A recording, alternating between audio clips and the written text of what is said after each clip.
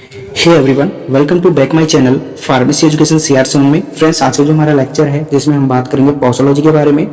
इसमें जो हम तीन टॉपिक्स को जो है कवर करेंगे, इंट्रोडक्शन पार्ट और फैक्टर अफेक्टिंग जो पोसोलॉजी है इसको हम नेक्स्ट वीडियो में कवर करेंगे, क्योंकि ये टॉपिक आपके लिए काफ़ी इंपॉर्टेंट है। ठीक है, क्योंकि अगर इस टॉपिक से रिलेटेड कोई भी क्वेश्चन अगर आपका आता है क्वेश्चन पेपर में, ठीक है, तो 10 मार्क्स का आएगा। तो इसको समझने के लिए हम जो है नेक्स्ट वीडियो का सहारा लेंगे, लेकिन इसको जो है नॉर्मली जो हम इस वीडियो में जो है समझेंगे।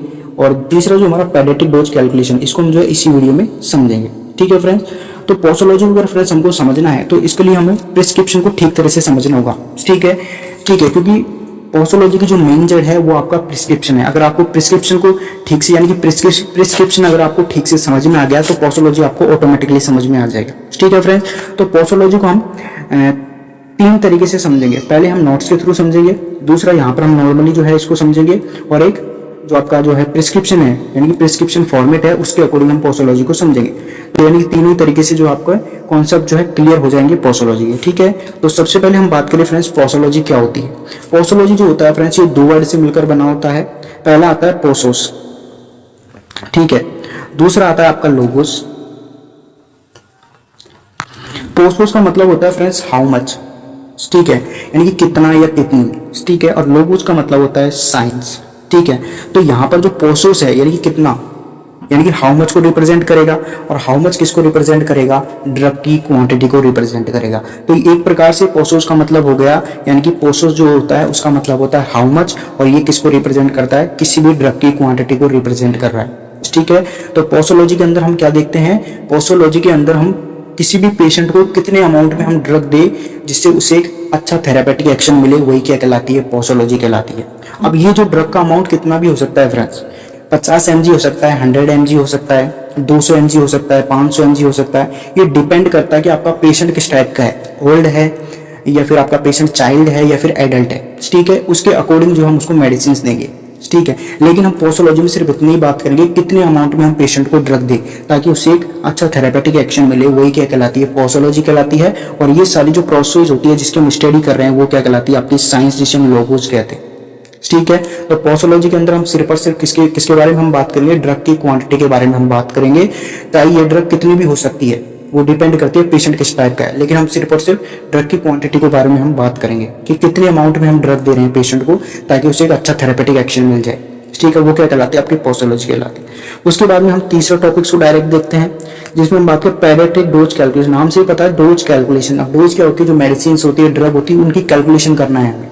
ठीक है, और पेडियाट्रिक मतलब जो छोटे बच्चे होते हैं। ठीक है, तो यानी कि हम जो पेशेंट को ड्रग दे रहे हैं, ठीक है, उसको कितने अमाउंट में दें। पोसोलॉजी में तो हमने कर दिया हाउ मच क्वांटिटी, यानी कितनी भी क्वांटिटी हो सकती है।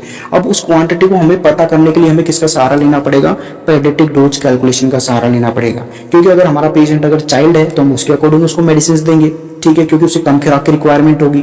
अगर आपका एडल्ट है तो हम उसके अकॉर्डिंग उसकी डोज को जो है कैलकुलेशन करेंगे, यानी कि डोज की क्वांटिटी हम उसको देंगे। अगर आपका पेशेंट ओल्ड है तो उसके अकॉर्डिंग उसको मेडिसिन देंगे। तो यानी कि जो हमारा पेशेंट किस टाइप का है उसके अनुसार हम मेडिसिन उसको एडमिनिस्ट्रेट करेंगे। तो यानी कि जो मेडिसिन की क्वांटिटी है या फिर उसकी डोज है उसको हमें क्या करना पड़ेगा, कैलकुलेट करना पड़ेगा। और उस कैलकुलेशन के लिए हमें किसका सहारा लेना पड़ेगा, पेडियाट्रिक डोज कैलकुलेशन का सहारा लेना पड़ेगा। ठीक है, इसमें भी फ्रेंड्स ये भी जो है तीन टाइप्स की होती है, यानी कि इसको तीन भागों में डिवाइडेड कर सकते हैं। पहला जो हम कैलकुलेशन कर सकते हैं फ्रेंड्स, वो एज के आधार पर, यानी कि कोई भी जो डोज है जिसको हमें किसी भी पेशेंट को एडमिनिस्ट्रेट करना है, ठीक है, तो उस डोज को हम किसके आधार पर जो है कैलकुलेट कर सकते हैं, एज के आधार पर कैलकुलेट कर सकते हैं। ठीक है, उसके बाद में दूसरा हम कर सकते हैं उसको बॉडी वेट के आधार पर जो है उस ड्रग को कैलकुलेट कर सकते हैं। यानी कि कोई पेशेंट हमारा मोटा है, ठीक है, तो उसे ज्यादा डोज की रिक्वायरमेंट होगी, तो उसके डोज को हम किसके आधार पर कैलकुलेट करेंगे, बॉडी वेट के आधार पर। तो इसके लिए कुछ फॉर्मूले दिए जाते हैं फ्रेंड्स, जिसके बारे में हम आगे बात करेंगे। तीसरा है dose calculation based on body surface area. ठीक है, इसमें हम डोज को किसके बेस पर कैलकुलेट करेंगे, बॉडी सरफेस, यानी कि जो पेशेंट का इसमें हम क्या लेंगे, बॉडी सरफेस एरिया लेकर उसकी डोज को हम कैलकुलेट करेंगे। ठीक है फ्रेंड्स, तो इन तीनों में फ्रेंड्स अलग अलग प्रकार के जो फॉर्मूले यूज किए जाते हैं डोज को कैलकुलेट करने के लिए, तो उसको जो हम आगे डिटेल में जो हम बात करेंगे। ठीक है फ्रेंड्स, दूसरा फैक्टर अफेक्टिंग पोसोलॉजी। ठीक है, आपकी पोसोलॉजी किस प्रकार से अफेक्ट हो रही है। हमने देखा कि पोसोलॉजी में हम किसकी बात कर रहे थे, हाउ मच क्वांटिटी, यानी कि कितनी अमाउंट में हम ड्रग दे पेशेंट को। फिर हमने उस अमाउंट को कैसे पता किया, पेडियाट्रिक डोज कैलकुलेशन से हमने उस अमाउंट को ड्रग को कैलकुलेट कर लिया, जो भी जिस भी प्रकार का हमारा पेशेंट है। ठीक है, अब हम मान लीजिए हमने जो अमाउंट लिया हमने ड्रग का, वो मान लीजिए 50 mg हमने कोई अमाउंट है ड्रग का, उसको हमने कैलकुलेट कर लिया, उसको हमें क्या देना है, किसी एडल्ट को देना है, ठीक है, या फिर कोई चाइल्ड मान लीजिए उसको देना है, ठीक है। तो यहाँ पर हमने उस अमाउंट को उस पेशेंट को दे दिया, पेशेंट ने उस अमाउंट को ले लिया, लेकिन उससे फिर भी थेरापेटिक एक्शन अच्छा नहीं मिला, ठीक है। तो यानी कि यहाँ पर क्या हुई कि यानी कि जो ड्रग का अमाउंट है वो क्या हुआ, अफेक्ट हो गया, और वही क्या कहलाती है, आपकी फैक्टर अफेक्टिंग कहलाती है, ठीक है। क्योंकि यहाँ पर डॉक्टर ने क्या किया, अमाउंट को अच्छे से कैलकुलेट कर लिया डॉक्टर, और पेशेंट को उसको दे दिया, लेकिन पेशेंट ने उसको जो है ले भी लिया, लेकिन उसको थेरापेटिक एक्शन फिर भी वहां पर नहीं मिला, ठीक है। तो वहां पर क्या होगा, कुछ फैक्टर्स क्रिएट हो गए, ठीक है। और वो फैक्टर्स किसी भी टाइप के हो सकते हैं, डॉक्टर के कारण भी वो फैक्टर आ सकते हैं, या फिर जो है जो पेशेंट है खुद इंडिविजुअली भी जो है उसका जो है फैक्टर्स जो है क्रिएट हो सकते हैं, यानी कि पेशेंट के द्वारा भी वो फैक्टर क्रिएट हो सकते हैं, ठीक है। तो यानी डिफरेंट टाइप से जो है फैक्टर क्रिएट हो सकते हैं, ठीक है। अब इसको हम समझते हैं कैसे हो सकते हैं, ठीक है। मान लीजिए कोई पेशेंट है जिसने 50 mg की मेडिसिन ले लिया, और डॉक्टर ने वहां पर लिखा कि उसको कितना है, बीडी लिख दिया, ठीक है। अब पेशेंट, जिसका मतलब है दिन में 2 बार, ठीक है, यानी कि ये 50 mg की मेडिसिन है, इसको दिन में 2 बार लेना है, एक गोली सुबह लेनी है, एक गोली शाम लेनी है। लेकिन पेशेंट ने क्या किया, उस गोली को एक टाइम तो ले लिया और शाम के टाइम उसको नहीं लिया। तो यहाँ पर जो डोज की क्वांटिटी यहाँ पर मेंशन की गई थी डॉक्टर के द्वारा, वो क्या हुई, अफेक्ट हुई, क्योंकि उसने सिर्फ एक गोली सुबह ली है, शाम की जो क्वांटिटी ड्रग की वो अफेक्ट हो गई। तो यानी कि जो शाम की क्वांटिटी ड्रग की, उसका जो थेरापेटिक एक्शन पेशेंट को नहीं मिलेगा, तो वहां पर जो आपकी जो ट्रीटमेंट प्रणाली है, या फिर जो डॉक्टर ने जो उसको डायग्नोस करने के लिए जो दवाइयाँ लिखी है, उनका उपचार उसे वहां पर नहीं मिलेगा, और आपका जो है यानी कि जो आपकी डायग्नोस करने की जो प्रणाली है वो वहां पर क्या हो जाएगी, फेल हो जाएगी डॉक्टर की, ठीक है। और किस प्रकार से फैक्टर आ सकते हैं, मान लीजिए कोई पेशेंट है जो चाइल्ड है, ठीक है, जो 4 से और जो है 5 वर्ष का जो चाइल्ड है, उसको आपने जो है 250 mg की मेडिसिन दे दी, 500 mg की मेडिसिन दे दी, ठीक है। तो यहाँ पर जो चाइल्ड है वो 500 mg के लिए क्या होता है, बहुत ज्यादा सेंसिटिव होता है, यानी कि वो 500 mg की मेडिसिन को जो है सहन नहीं कर सकता है, ठीक है, क्योंकि उसके कुछ इंडिविजुअली कारक होते हैं, ठीक है, क्योंकि उसका जो रीनल फंक्शंस होता है, या फिर उसका जो है किडनी फंक्शंस होते हैं, वो इतने डेवलप नहीं होते हैं पेशेंट के अंदर, चाइल्ड के अंदर, ठीक है, जिससे वो जो है दवा को जो है इजीली एक्सक्रीट आउट नहीं कर पाता है, और वो जो ड्रग है वो कहीं ना कहीं जो बॉडी के अंदर जमा होने लगती है, एक्यूमुलेट होने लगती है, और एक टॉक्सिसिटी जनरेट कर लेती है, ठीक है, जिससे पेशेंट को जो है फीवर भी आ जाता है, यानी उसका टेम्परेचर इंक्रीज हो जाता है, ठीक है। तो ऐसी जो है कंडीशंस वहां पर उसको देखने को मिलती है। तो ऐसी सिचुएशन में जो आपकी डोज की क्वांटिटी है वहां पर अफेक्ट हो जाती है। तो अगर ऐसा कोई फैक्टर्स है तो वहां पर जो है पेशेंट को जो है कि हमारा जो चाइल्ड है उसके अनुसार हमें डोज को कैलकुलेशन करना पड़ता है, क्योंकि छोटे बच्चों को कम डोज की रिक्वायरमेंट होती है, ठीक है। तो ये भी एक फैक्टर्स हो सकता है। इसके अलावा कुछ ड्रग्स ऐसी होती है फ्रेंड्स, जैसे मान लीजिए हमारी एंटासिड है, ठीक है, उसको हमने 50 mg जो है प्रिस्क्राइब किया है डॉक्टर ने पेशेंट को, और उसमें लिख दिया है कि उसको कब लेनी है, उस एंटासिड की गोली को खाना खाने से पहले लेना है, ठीक है। लेकिन क्या किया पेशेंट ने, उस मेडिसिन को खाना खाने के बाद लिया। तो यहाँ पर जो एंटासिड होता है फ्रेंड्स, उसका ये नेचर होता है कि वो खाली पेट उसका जो एब्जॉर्प्शन होता है वो अच्छा होता है एज कम्पेयर टू फुल पेट की तुलना में, ठीक है।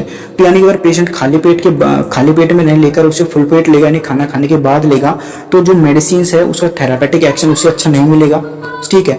तो वो किस में आ जाएगा, आपका फैक्टर अफेक्टिंग, यानी कि डोज की जो क्वांटिटी है वो वहां पर अफेक्ट हो जाएगी, ठीक है। तो ये किसके कारण आ सकते हैं, आपकी फैक्टर अफेक्टिंग, इसके अंदर आएगा फैक्टर अफेक्टिंग पॉसोलॉजी के। और भी बहुत सारे फैक्टर्स हैं फ्रेंड्स, जिसके बारे में हम जो है कम से कम 16 फैक्टर्स हैं, जिसके बारे में जो है हम फैक्टर अफेक्टिंग पॉसोलॉजी का जो टॉपिक कवर करेंगे, तो वहां पर जो आपको फुल डिटेल में जो समझ में आ जाएगा कि ये क्या चीज है, ठीक है फ्रेंड्स। तो अब हम बात करते हैं फ्रेंड प्रिस्क्रिप्शन के अकॉर्डिंग हम इन तीनों टॉपिक्स को जो समझते हैं, जिससे आपको एक बार में जो है ये कॉन्सेप्ट क्लियर हो जाएगा, ठीक है, बार बार की इसको देखने की जरूरत नहीं पड़ेगी, ठीक है फ्रेंड्स। तो फ्रेंड्स यहाँ पर हमारा जो है प्रिस्क्रिप्शन दिया हुआ है फ्रेंड्स, ये डॉक्टर के द्वारा जो है लिखा गया है, ठीक है, और हॉस्पिटल का नाम है मेडिकल सेंटर, ठीक है फ्रेंड्स। तो इस प्रिस्क्रिप्शन के अंदर कुछ मेडिसिन दी गई हैं, यानी कि 4 मेडिसिन दी गई हैं, और उन मेडिसिन के आगे उनकी स्ट्रेंथ लिख रखी है, यानी क्वांटिटी लिख रखी है, ठीक है। तो फ्रेंड्स ये जो क्वांटिटी है यही क्या कहलाती है, आपकी पोस्टोलॉजी कहलाती है, क्योंकि पोस्टोलॉजी में हम किसके बारे में बात कर रहे थे, हाउ मच क्वांटिटी, यानी कितनी क्वांटिटी में हम पेशेंट को ड्रग दे ताकि उसे एक अच्छा थेरापेटिक एक्शन मिले। तो यहाँ पर डॉक्टर को पता था कि अगर ये जो 4 मेडिसिन यहाँ पर दे रखी है, इनको जो है इतनी अमाउंट में अगर हम किसी भी पेशेंट को देंगे तो उसको जो अच्छा थेरापेटिक एक्शन मिल जाएगा, जो भी इसको डिजीज है, ठीक है, उसके अगेंस्ट, ठीक है फ्रेंड्स। तो ये क्या कहलाती है फ्रेंड्स, आपकी जो है पोस्टोलॉजी कहलाती है, ठीक है। और साथ में उसने यहाँ पर ये भी मेंशन किया गया है कि एक टैबलेट लेनी है, बीडी क्या है फ्रेंड्स, एक एब्रिविएशन है जिसका मतलब है 2 बार, दिन में 2 बार इस टैबलेट को लेना है। तो फ्रेंड्स ये जो प्रोसेस है ये क्या कहलाती है, आपकी पोस्टोलॉजी कहलाती है, ठीक है फ्रेंड्स। तो यहाँ पर अलग अलग डोज के लिए अलग अलग स्ट्रेंथ दी गई है, ठीक है। तो ये सारी क्या कहलाती है फ्रेंड्स, पोस्टोलॉजी कहलाती है। तीसरा हमने देखा था पेडियाट्रिक डोज कैलकुलेशन, ठीक है। क्योंकि हम जो भी मेडिसिन पेशेंट को दे रहे हैं, यानी कि how much quantity of drug, कितनी क्वांटिटी में हम मेडिसिन दे रहे हैं, उसकी क्वांटिटी को हमें क्या करना पड़ता है फ्रेंड्स, कैलकुलेशन करना पड़ता है, ठीक है। और उस कैलकुलेशन को हम तीन बेस पर जो है कैलकुलेट करते हैं। पहला एज के बेस पर, दूसरा बॉडी वेट के आधार पर, तीसरा सरफेस एरिया के आधार पर। ये डिपेंड करता है आपका पेशेंट किस टाइप का है, ठीक है। अगर कोई पेशेंट आपका एडल्ट है, ओल्ड है, ठीक है, या फिर चाइल्ड है, तो उसको हम किस प्रकार जो है उसकी डोज कैलकुलेशन, उसकी जो डोज है उसको कैलकुलेट करेंगे।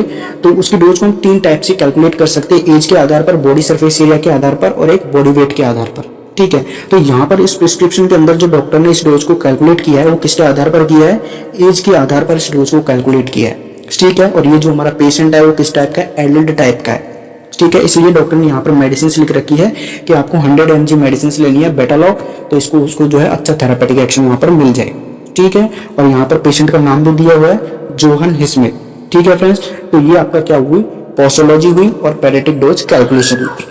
दूसरा टॉपिक था आपका फैक्टर अफेक्टिंग पोस्टोलॉजी, कि आपकी पोस्टोलॉजी किस प्रकार से अफेक्ट हुई। अफेक्ट होने का मतलब आपने जो भी यहाँ पर जो ड्रग दे रखी है डॉक्टर ने, उसको पेशेंट ने ले लिया, लेकिन पेशेंट को उसको ड्रग को लेने के बाद भी उसे अच्छा थेरापेटिक एक्शन वहाँ पर नहीं मिल पाया, ठीक है। तो यानी कि जो डायग्नोस करने की जो प्रणाली थी डॉक्टर की वो फेल हो गई। क्यों फेल हो गई, क्योंकि यहाँ पर कुछ फैक्टर्स हैं। अब ये फैक्टर्स डिफरेंट टाइप के हो सकते हैं, इंडिविजुअली भी हो सकते हैं, यानी कि जो पेशेंट है खुद एक फैक्टर हो सकता है, ठीक है, क्योंकि वो मेडिसिन को गलत तरीके से ले रहा है, ठीक है। सुबह की मेडिसिन को शाम को ले रहा है, या फिर कोई मेडिसिन ऐसी है जिसको खाली पेट लेना है लेकिन पेशेंट उसको जो है खाना खाने के बाद ले रहा है, तो वहां पर जो ड्रग की क्वांटिटी है वो क्या हुई, अफेक्ट हो गई, उसको थेरापेटिक एक्शन वहां पर नहीं मिला। जैसे कि यहाँ पर इस प्रिस्क्रिप्शन में दे रखा है बीडी, यानी कि बेटालॉग जो टैबलेट है, ये इसको जो है यानी कि दिन में जो है 2 बार लेना है, सुबह और शाम लेना है एक टैबलेट, ठीक है। लेकिन पेशेंट ने क्या किया, या तो दोनों टैबलेट को यानी कि दोनों टाइम लेनी थी तो उसको दोनों को एक टाइम ले ली, ठीक है, या फिर सुबह ले ली शाम को लेना भूल गया। तो यानी कि डोज की जो क्वांटिटी है वो वहां पर क्या हुई, अफेक्ट हुई, और वही क्या कहलाती है, आपकी फैक्टर अफेक्टिंग कहलाती है, ठीक है। ऐसे बहुत सारे फैक्टर्स हैं, जैसे एज हो गई, बॉडी वेट हो गया, ठीक है, और टाइम ऑफ एडमिनिस्ट्रेशन हो गया, ठीक है। ऐसे बहुत सारे फैक्टर्स हैं जो आपकी डोज की जो क्वांटिटी है उसको अफेक्ट करते हैं, जिससे आपकी जो है पेशेंट को जो ट्रीटमेंट नहीं मिल पाता है किसी भी डिजीज का, ठीक है। तो इस प्रकार जो है इन फैक्टर्स को जो है ध्यान में रखकर जो है डॉक्टर को किसी भी मेडिसिन को जो है प्रिस्क्राइब करना चाहिए, और जो पेशेंट को सलाह देनी चाहिए कि उसे इस दवा को इस प्रकार से लेना है, ठीक है फ्रेंड्स, जिससे कोई भी फैक्टर जो है क्रिएट ना हो और जो है पेशेंट को जो है अच्छा थेरेपेटिक एक्शन मिल जाए जो कि डॉक्टर चाहता है, ठीक है फ्रेंड्स। अब इसको नोट्स को जो कवर करते हैं क्योंकि वीडियो काफी लंबी होती जा रही है। तो फ्रेंड्स पोस्टोलॉजी के हमने तीनों टॉपिक्स को जो है फ्रेंड्स कवर कर लिया है अच्छे से, ठीक है। अब हम इसके नोट्स के जो है कवर करते हैं, ठीक है फ्रेंड्स, जिसमें हम इंट्रोडक्शन ऑफ पोस्टोलॉजी के बारे में हम बात करेंगे। तो पोस्टोलॉजी क्या होती है, ठीक है फ्रेंड्स। तो the word posology is derived from the Greek word posos, means होता है हाउ मच, जैसे मैंने आपको बताया था, एंड लोगोस का मतलब होता है फ्रेंड्स साइंस, ठीक है। तो पोस्टोलॉजी 2 वर्ड से मिलकर बना होता है, पोसो जिसका मतलब है हाउ मच एंड लोगोस का मतलब साइंस। तो पोसो किसको रिप्रेजेंट करेगा, ड्रग की क्वांटिटी को रिप्रेजेंट करेगा कि कितने अमाउंट में हम उस ड्रग को दे रहे हैं पेशेंट को, ठीक है। और जो उसकी जो स्टडी यानी कि पेशेंट उस ड्रग को लेने के बाद वो ठीक हो जाएगा, कितना उसको थेरापेटिक एक्शन मिला है, उसको कितनी क्वांटिटी में उस मेडिसिन को लेनी है, वो सारी प्रोसेस क्या कहलाती है, आपकी साइंस कहलाती है, ठीक है।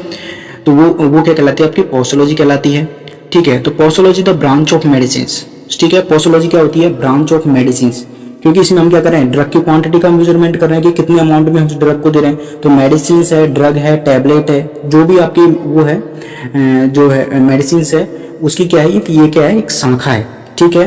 तो posology the branch of medicine which deal with the dose of drug, इसमें हम क्या कर रहे हैं, डोज की किसके साथ डील कर रहे हैं, डोज की ड्रग के साथ, यानी कितने अमाउंट में उस ड्रग को दे रहे हैं पेशेंट को, ठीक है।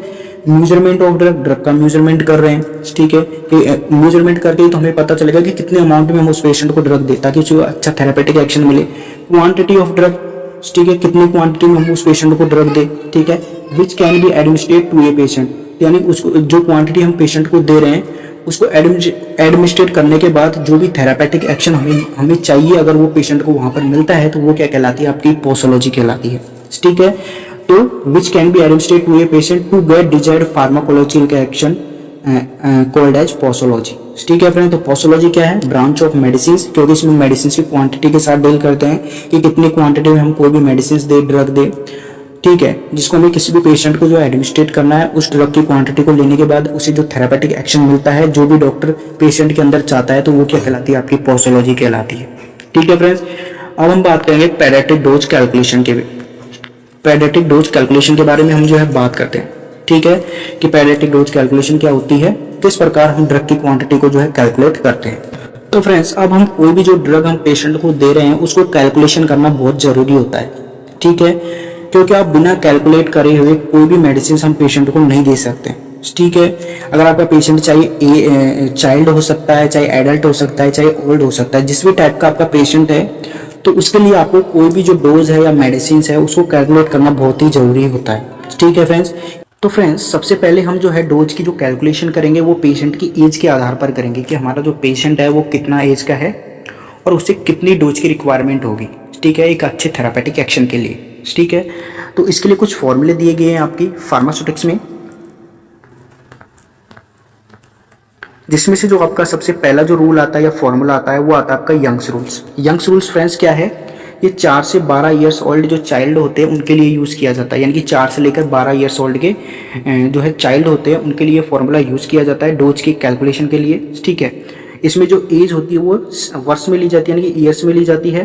ठीक है, और एडल्ट डोज क्या होती है? कई बार आपने जो मेडिसिन की जो है मेडिसिन का जो पत्ता देखा होगा, टैबलेट का पत्ता देखा होगा, उसके ऊपर जो स्ट्रेंथ लिखी होती है 500 mg 250 mg, वही क्या होती है फ्रेंड्स? आपकी एडल्ट डोज होती है। तो उसको आपको यहाँ पर इंटू कर देना है और यहाँ पर पेशेंट की एज लेकर उसको है 12 से जो है प्लस कर देना है। ठीक है फ्रेंड्स, तो आपकी जो है डोज कैलकुलेशन वहाँ पर हो जाएगी। ठीक है, इसको हम अगर हम न्यूमेरिकल के थ्रू समझे तो यहाँ पर कोई हमारा 5 ईयर्स का जो है चाइल्ड है तो उसे कितनी डोज की रिक्वायरमेंट होगी, जिसकी जो है एडल्ट डोज कितनी है? 100 mg। ठीक है, 100 mg यहाँ पर एडल्ट डोज दे रखी है और उसकी जो है कितने वर्ष का हमारा चाइल्ड है? 5 ईयर्स का। तो इसके लिए हमें डोज कैलकुलेशन करना होगा, तो इसके लिए हम कैसे कैलकुलेट करेंगे? इस फॉर्मूले के थ्रू। ठीक है, यहाँ पर उसकी एज हमने मेंशन कर दी, यहाँ पर भी एज मेंशन कर दी, प्लस हमने 12 से जो है इसको जोड़ दिया और इनटू कर दिया 100 mg। तो उस जो हमारा जो चाइल्ड है 5 ईयर्स का, तो उसको जो डोज की रिक्वायरमेंट होगी वो कितनी होगी? 29.14 मिलीग्राम। ठीक है फ्रेंड्स, इसी प्रकार जो है हमारा अगला जो फॉर्मूला है वो है हमारा डीलिंग रूल। ठीक है, अब ये डीलिंग रूल क्या है फ्रेंड्स? कितने ईयर्स ओल्ड पेशेंट के ऊपर अप्लाई होता है? जिनकी जो है साल कितनी है, यानी कि वर्ष कितनी है? 12 से 20 वर्ष ओल्ड पेशेंट के लिए जो ये फॉर्मूला यूज़ किया जाता है।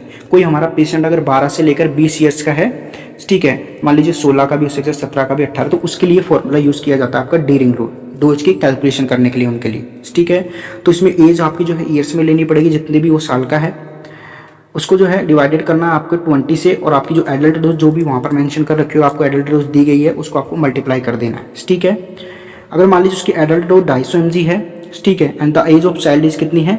8 ईयर्स उसकी, यानी कि 8 साल का है बच्चा आपका, तो उसको जो है डोज कितनी डोज की उसको रिक्वायरमेंट होगी या उसके लिए डोज कितनी देनी होगी हमें? तो उसको यहाँ पर जब हमने जो है मल्टीप्लाई किया, डिवाइडेड किया, ठीक है, तो यहाँ पर जो आपकी जो भी यहाँ पर जो रिजल्ट निकल पाया या फिर जो भी आपकी डोज निकल के आई है वो इसकी क्या होगी आपकी, वो इसको यानी कि जो हमारा चाइल्ड है उसको ये डोज देनी होगी। ठीक है, यानी कि 100 mg हम उसको अगर हम डोज दे देते हैं तो उसको जो है एक अच्छा थेरापेटिक एक्शन मिल जाएगा वहाँ पर। ठीक है फ्रेंड्स, तो ये किस में आ गया? आपके डीलिंग रूल में। ठीक है फ्रेंड्स, इन फॉर्मूला का जो जनरली यूज़ जो आप अपने दैनिक जीवन में भी कर सकते हैं। कई बार क्या होते हैं कि हमारे घर में जो है कुछ पेशेंट्स होते हैं या जब मेडिसिन लेके आते हैं डॉक्टर से, ठीक है, तो उनको पता नहीं रहता कि कब कितनी क्वांटिटी में लेना है। ठीक है, तो उस सिचुएशन में आप एक एज ए फार्मासिस्ट या फिर मेडिकल स्टूडेंट के जो है रूप में जो है इसको जो है दवाई को वहाँ पर जो है कैलकुलेट कर सकते हो और उसको जो है डोज दे सकते हो। ठीक है, जो भी आपका चाइल्ड है वहाँ पर उसको पता नहीं है कि कितनी मेडिसिन दे रखी है और आपको उसकी नॉलेज है, ठीक है, आपको कैलकुलेशन करना आता है डोज को, तो आप वहाँ पर डोज को कैलकुलेट कर सकते हो। ठीक है फ्रेंड्स, इसके बाद में जो अगला फॉर्मूला आता है हमारा तीसरा वो है ट्रायल रूल। ठीक है फ्रेंड, ट्रायल रूल किसके लिए लागू होता है कि जो भी जो 1 साल के जो छोटे बच्चे होते हैं, 1 साल से जो छोटे बच्चे होते हैं जिनकी एज जो हमें किस में लेनी होती है? मंथ में लेनी होती है, उनके लिए फॉर्मूला लागू होता है। ठीक है, तो Fried rule is used for calculating dose for infant younger than 1 years of age, यानी 1 साल से छोटे बच्चों के लिए ये यूज होता है। ठीक है फ्रेंड्स, इसमें जो है पेशेंट की जो एज होती है वो मंथ में ली जाती है, जो भी हमारा चाइल्ड है उसको हमें डिवाइडेड करना है 150 से और अब उसकी जो भी एडल्ट डोज है उसको मल्टीप्लाई कर देना है। ठीक है, जैसे कि इस फॉर्मूले यहाँ पर जो है न्यूमेरिकल दिया गया है या फिर एग्जाम्पल के थ्रू हम यहाँ पर समझ सकते हैं। What should be the dose for 10 month old patient. यहाँ पर जो मंथ की स्पेलिंग यहाँ पर गलत है तो आप इसको सही कर लीजिएगा, क्योंकि यहाँ पर माउथ लिख रखा है, ठीक है।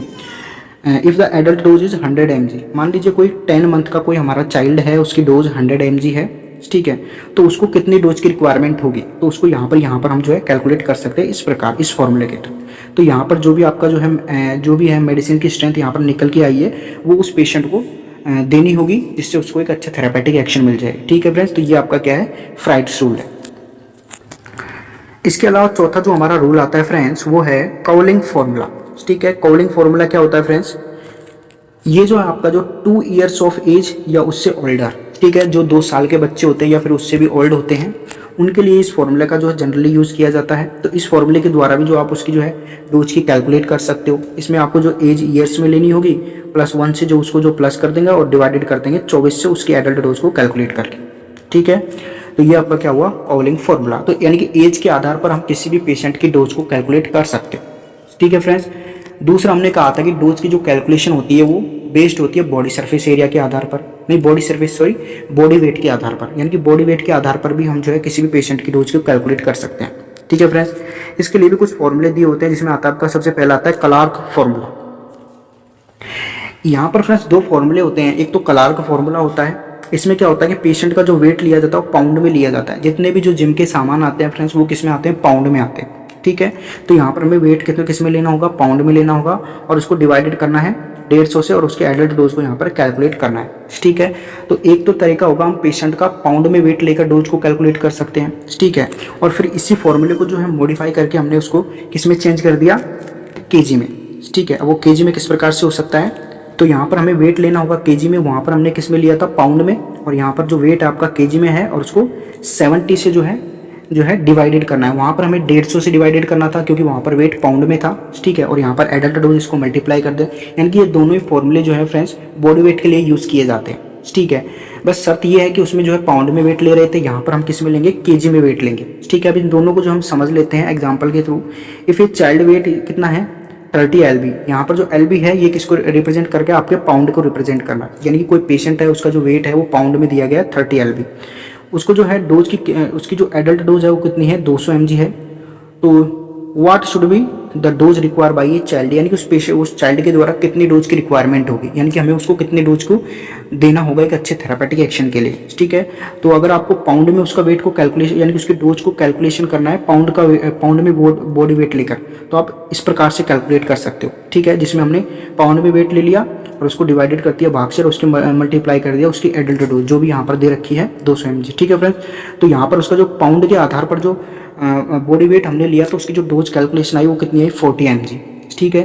फिर हमने कहा कि इसी फॉर्मूले को हमने मॉडिफाई करके केजी में वेट लिया, ठीक है। अब यहाँ पर अगर आपको सिंपली अगर यहाँ पर केजी में वेट दिया है, जैसे यहाँ पर तो पाउंड में दिया है, अगर आपको यहाँ पर ऐसे दिया होता 30 kg, ठीक है, तो यहाँ पर आप क्या करोगे, यहाँ पर 30 kg यहाँ पर रखकर इसको डिवाइडेड कर देते हो जो है 70 से, और एडल्ट डोज जो है मल्टीप्लाई करके जो भी आपका रिजल्ट आता है वो उस पेशेंट की रिक्वायर्ड डोज हो जाएगी, ठीक है फ्रेंड्स। लेकिन यहाँ पर क्या हुआ, इसने LB में दिया है, यानी पाउंड में दिया है, तो हमें क्या करना है पेशेंट का, लेकिन हमें पेशेंट का बॉडी वेट किस में लेना है, केजी में। तो केजी में बॉडी वेट लेने के लिए हमें क्या करना पड़ेगा, पाउंड को जो है केजी में कन्वर्ट करना पड़ेगा। तो इसको कन्वर्ट करने के लिए हमें क्या करना पड़ेगा, 30 LB को हमें किससे मल्टीप्लाई करना पड़ेगा, 0.454। ये क्या है फ्रेंड्स, हम जानते हैं कि जो 1 पाउंड होता है उसमें कितने किलोग्राम होते हैं, 0.054 किलोग्राम होते हैं, ठीक है, 1 किलो यानी कि 1 पाउंड में। तो यहाँ पर 30 पाउंड है, तो 30 पाउंड को अगर हम इससे जो है मल्टीप्लाई करेंगे, तो 30 पाउंड में जितने भी किलोग्राम है वो यहाँ पर हमें आ जाएंगे, और इसको जो हमें डिवाइडेड करना है 70 से। तो यहाँ पर जो आपका जो है डोज की क्वांटिटी जो निकल कर आएगी वो कितनी आएगी, 38.90 मिलीग्राम, ठीक है। तो यहाँ पर मिलीग्राम में है, तो यानी कि उस पेशेंट को कितने डोज की रिक्वायरमेंट होगी, 38 मिलीग्राम डोज की रिक्वायरमेंट होगी, ठीक है फ्रेंड्स। तो ये यहाँ पर, तो यानी कि जो आपका क्लार्क फॉर्मूला है वो इस प्रकार से जो है यूज़ किया जाता है, ठीक है। बस इसको सिंपली अगर आपको वेट जो है बॉडी वेट जो आपको केजी में दिया हो तो सिंपली आप इसको कर सकते हैं, लेकिन पाउंड में क्या होता है थोड़ी डिफिकल्टी होती है, तो इस वजह से इस फॉर्मूले को मॉडिफाई करके जो है वेट के अंदर जो है कैलकुलेट कर दिया गया है, ठीक है।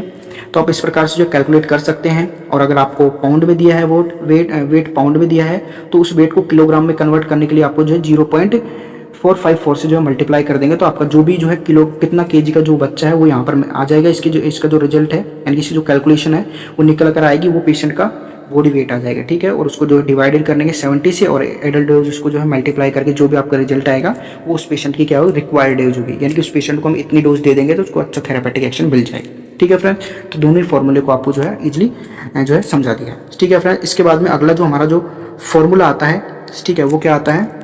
तो फ्रेंड्स अब जो है हम डोज की जो कैलकुलेशन करेंगे पेशेंट के बॉडी सरफेस एरिया के आधार पर करेंगे, ठीक है।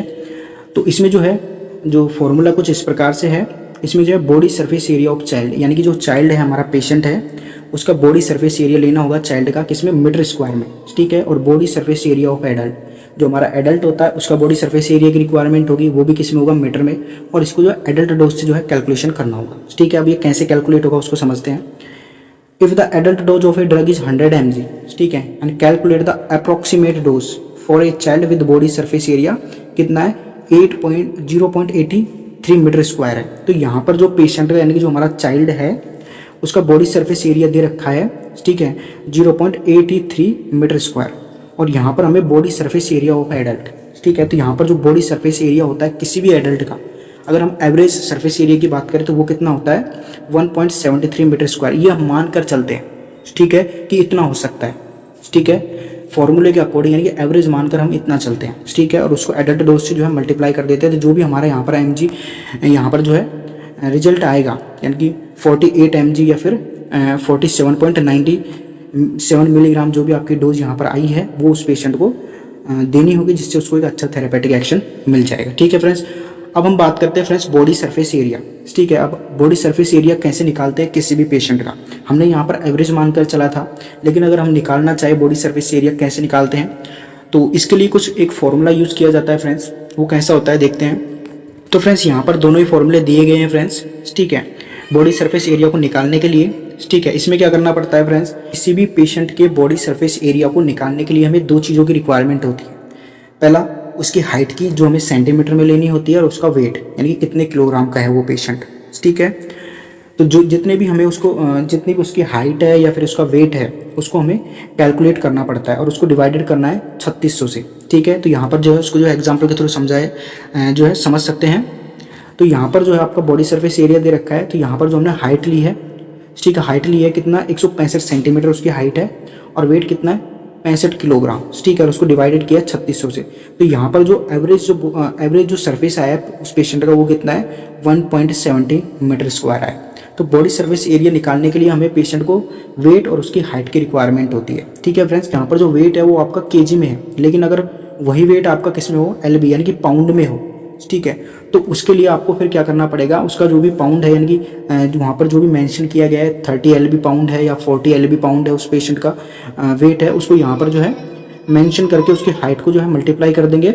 लेकिन यहाँ पर हम कितने से डिवाइडेड करेंगे, यानी कि 3131 यानी 3131 से जब उसको जो है डिवाइडेड करेंगे तो यहाँ पर जो भी उसका बॉडी सरफेस एरिया आ जाएगा वो किस में होगा, उसका वेट के पाउंड के अनुसार आएगा, ठीक है, क्योंकि उसका जो वेट है वो पाउंड में है तो वो वहाँ पर जो है बॉडी सरफेस एरिया हो जाएगा उसका, ठीक है फ्रेंड्स। उसको भी कुछ इस प्रकार से निकालते हैं, ठीक है। बस यहाँ पर जो है आपको 3131 से जो है डिवाइडेड करना होगा, ठीक है फ्रेंड्स। तो फ्रेंड्स इस प्रकार से जो ये वीडियो जो है, ठीक है, वो कंप्लीट होती है, ठीक है फ्रेंड्स।